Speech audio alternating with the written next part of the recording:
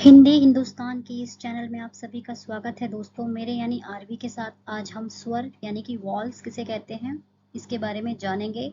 हिंदी में वॉल्स कितने होते हैं, स्वर कितने होते हैं और कौन कौन से होते हैं उसके बारे में जानेंगे। तो चलिए शुरू करते हैं। स्वर किसे कहते हैं? स्वर ऐसी ध्वनियों या इकाइयों को कहा जाता है जो बिना किसी अन्य वर्णों की सहायता से उच्चारित मतलब कि बोले जाते हैं।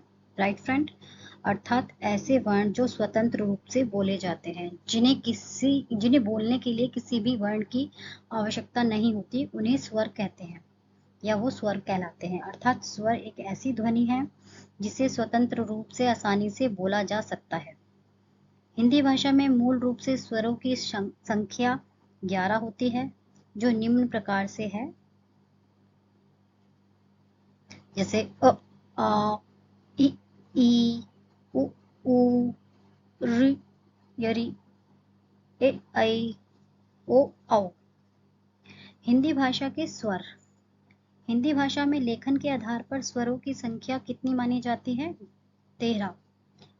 मूल रूप से 11 संख्या है और लेखन के आधार पर यानी लिखित रूप से लिखावट के तौर पर उसको 13 माना जाता है जो लिखे जाते हैं, जिसमें हम 10 स्वर, एक अर्ध स्वर और 2 अनुस्वर शामिल हैं।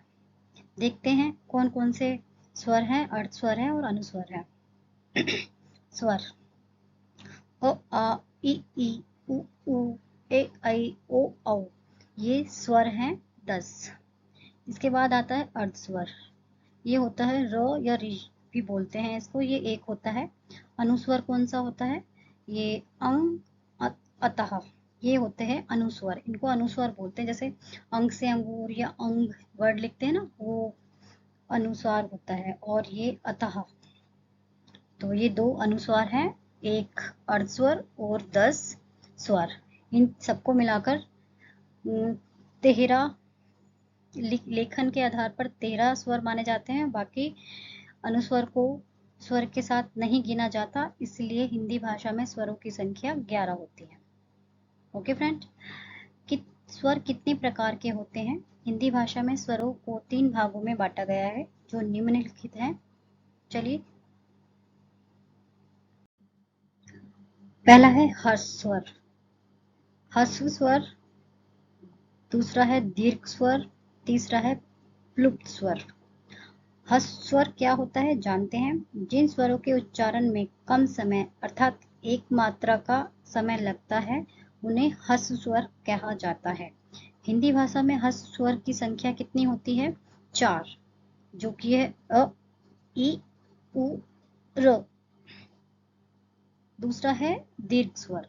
दीर्घ स्वर क्या होता है? जिन स्वरों के उच्चारण में ह्रस्व स्वर की तुलना में अधिक समय अर्थात लगभग 2 मात्राओं का समय लगता है, उन्हें दीर्घ स्वर कहा जाता है।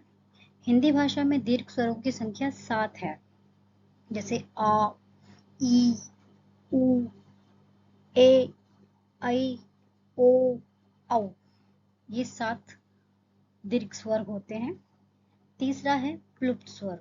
ये क्या होता है? जिन स्वरों के उच्चारण में ह्रस्व स्वर और दीर्घ स्वर की तुलना में और अधिक समय लगता है, यानी कि 2 मात्राओं से भी ज्यादा समय लगता है, उन्हें प्लुप्त स्वर कहा जाता है।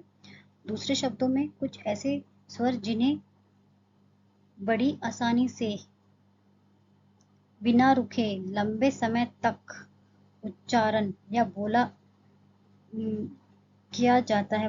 जाता है, लंबे समय तक बोला जाता है, उन्हें प्लुप्त स्वर कहा जाता है। जैसे हम मम्मी को आवाज लगाते हैं मम्मी, तो ये लंबा खिंचा, इसको बोलने में ज्यादा समय लगा, तो ये प्लुप्त स्वर है।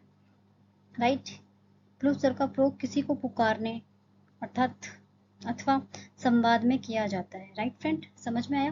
जैसे हम किसी को आवाज लगाते हैं, उदाहरण के लिए माता, ओम, ये खिंच रहा है ना, इनके बोलने में उच्चारण में लंबा समय लग रहा है, ज्यादा समय लग रहा है, तो इसको प्लुप्त स्वर कहते हैं। Okay friends. आज के लिए इतना ही फ्रेंड्स, थैंक यू।